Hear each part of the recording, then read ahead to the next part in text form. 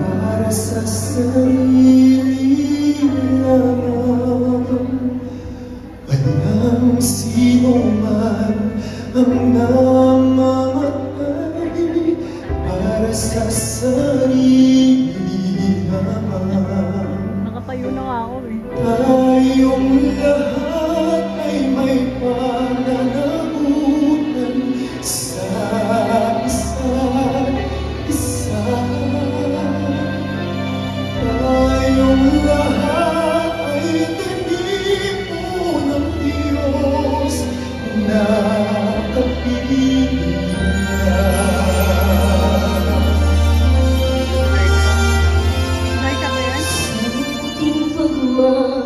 Pagmamahalan at pag-ibig ko sa kanino man,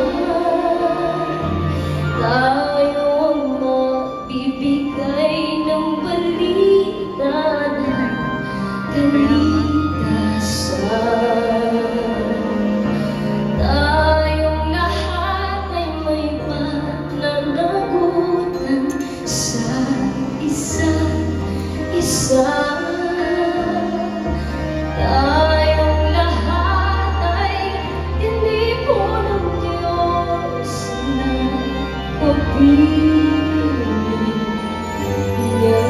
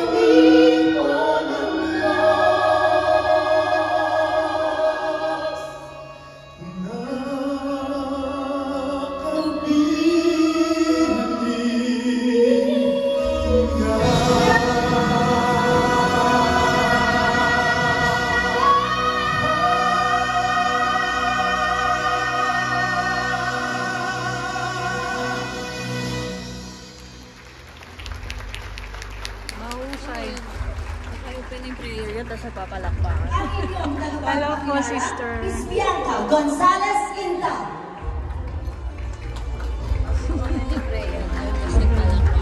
Magandang gabi po sa inyong lahat, to our esteemed guests from the Diplomatic Corps. Good evening and welcome. Grabe, let us give once again a round of applause to our wonderful guest artists. You just heard, of course, pop ballad royalty, Mr. Eric Santos.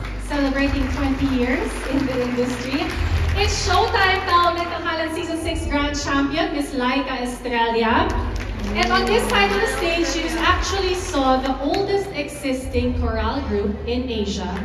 Of course, younger members na sila. They are the 463-year-old Tiples de Santo Domingo under choir master Eugene de los Santos, and accompanied the beautiful music you saw on screen, the Las Piñas bamboo organ, which was completed in 1824 and played tonight for us by Professor Armando Salarza. Of course, the song you just heard is entitled Pananagutan, which means, anyone? Pananagutan meaning responsibility, yes. And this is actually the theme song of the Alay Kapwa program when it was established by Caritas Philippines in 1975. So today, 48 years after Father Eduardo P. Ontiveros wrote the song, the message of this song and the now expanded Alay Kapwa program is still very potent, very meaningful, diba? In English, it means no one lives for himself, no one dies for himself, and each one of us has a responsibility to our fellow men. I saw some phones out earlier taking